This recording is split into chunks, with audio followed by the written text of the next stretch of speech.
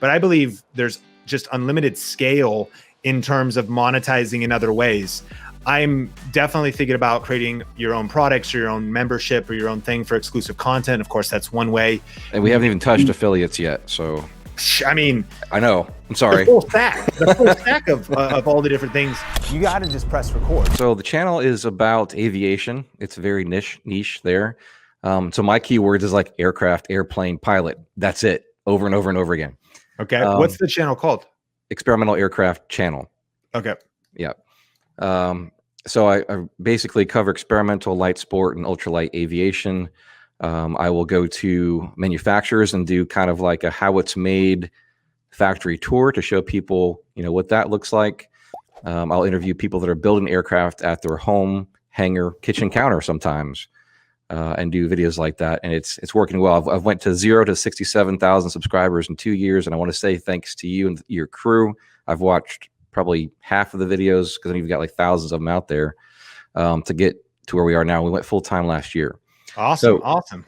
That all being said, everybody who's listening, watching, you can stick with Sean because him and his crew really have some deep, meaningful content for you to watch. That all being said, I have a few questions for you. One, I thought I understood, the whole monetization thing and all that, and maybe I do.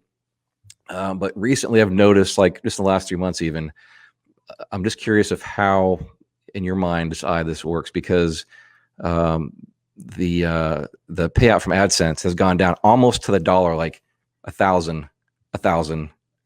So I'm just curious, like in this space, especially because it's such a niche market, if they literally just like, all right, this is how much pie we have, and we're going to divide it up between all these aviation channels, and whatever is there.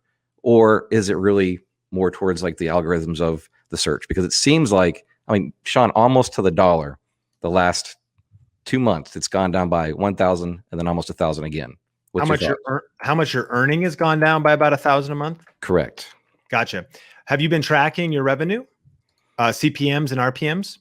Yeah, that's gone up a little bit, maybe $1, $1.50, $2. Because at the end of the day, let's break it down. Okay. So showing Think Media, you can see over, let's say, the last lifetime. That was a little long. That's probably too long. Let's see. Let's go to last year. You could see that our playback CPM on average over the last year has been $18. You could see that you can track literally what it is historically over the last year.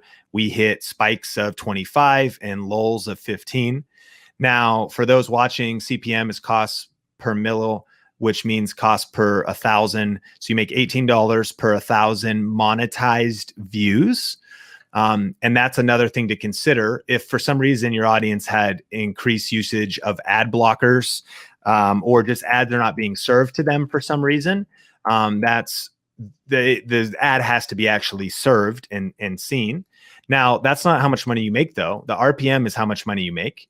And if you don't get a lot of super chats from going live, because what YouTube does is they combine all of your revenue together, which I think is kind of cool, but I think it's a little sketch because it's memberships, super chats, super stickers, which convolutes the number. I'm actually glad that we don't do too much of that. Although if you want to drop a super chat on this video because you're getting value out, appreciate it. But so this number is pretty accurate based on just ad revenue. You know what that tells me is it shows, which we have no quoted percentage, but it shows that I'm only keeping over the last year around $8 and YouTube's keeping 10. So that's kind of how that works, CPM versus RPM. And again, it's a little tough to figure that out. You could calculate it other ways as far as your estimated monthly revenue, etc. So if you tell me, man, every month it's going down, but your CPM is going up and your RPM or whatever, if it's staying mostly the same, then it's also, are you getting the same amount of views? Then you have to say, am I getting the same amount of ad plays as well? And so there's views versus, how many views were actually monetized is kind of the question. And then there's ways to kind of clap back to the system. And that is considering doing like multiple ad spots. So on a video like this and monetization, we have before the video, during the video, after the video, overlay, skippable and non-skippable. I do not do sponsored cards. And we just let YouTube determine it. But you see, there's actually 3 ad spots going to play in the middle of this video, which is, if YouTube ad revenue is one of the things you want to increase, that's going to be really helpful. This is a longer, free educational video. I'm sure someone could go, yeah, why are you showing me an ad? To which I'd say, dude, I just made a 44-minute strategy free video. Why don't you pay for YouTube Red, dude? You pay for Netflix. Why aren't you supporting your local creator? So what if you notice, I'm sure you have, because you look at all these analytics. I stick to a rule of try to do 20 minutes or less, right? Because it just becomes too long. People don't click on it. So 18, 19 minutes is my average, but I do sometimes 12 minutes. If you see a 12-minute video that YouTube automatically populates, you might get 3 inserts, right? 20, it could be 5 to 8. It's like, YouTube, do you want people to click off of my video because you put on 8 ads? I haven't really seen that. Maybe that's what you see, but notice I did not manually set those. That was a 40-minute video and it only did 3. So by the way, you could go in and just add 1. You could add it at a strategic place. Those things are up to you, but that would be a way to lift it. And so then you put all these factors together. What's your CPM? What's your RPM? How many views are you getting? How many ads are actually playing? Because one view could be multiple ads being served. Any feedback on that? I mean, this might be information you've known. So does that adjust what you think might be happening? Possibly. The other thing I want to share with you here. I mean, let's back all the way out for a second here on how this works. We all get paid because people are buying ads and putting ads in front of our videos, right? And maybe and correct me if I'm wrong, this is such a super niche market of aviation, not just aviation, but experimental aviation, right? The piece of the pie is smaller. So the people that are buying ad space is going to be less than like an automotive channel. And maybe there is only so much monetization coming from that niche to put in front of my channel. So if they have another big air show to go to and they're spending $10,000 on a booth, maybe the last couple of months, they're not spending the money.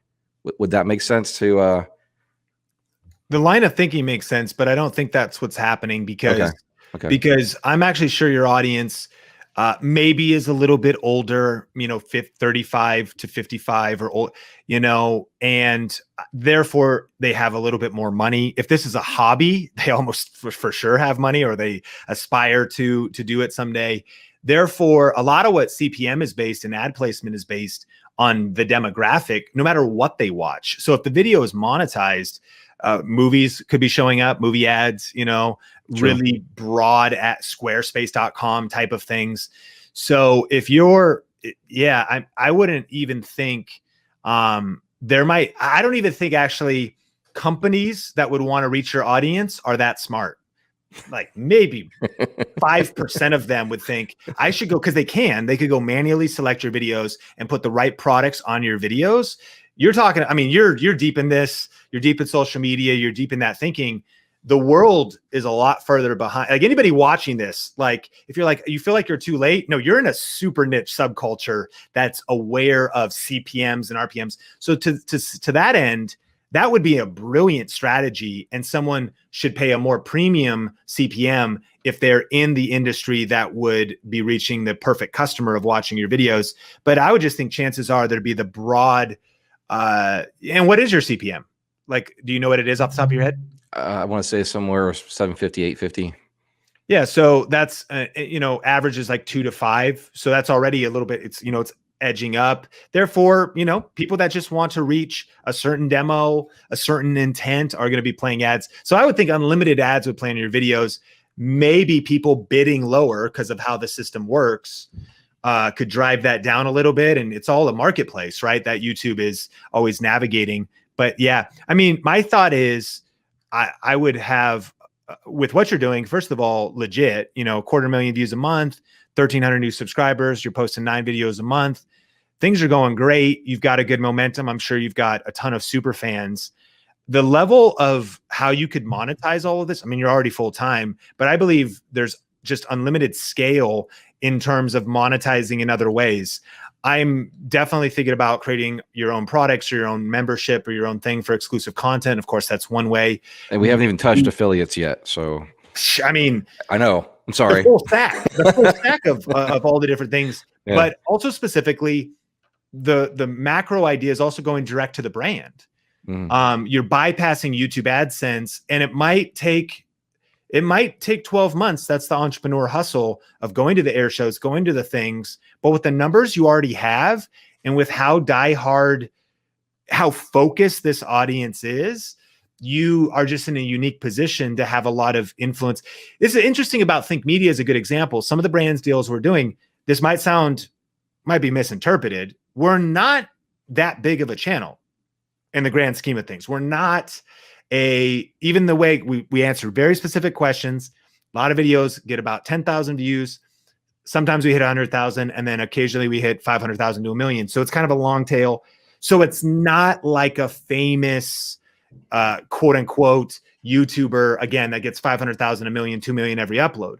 So you would also think we couldn't command higher dollars because of the views. No, that's not the thing.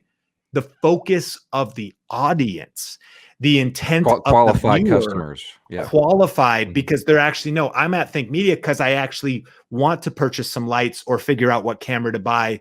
Therefore, the brand deals we're doing are crazy that don't map to a TikTok influencer or just a comedy channel that gets our same numbers.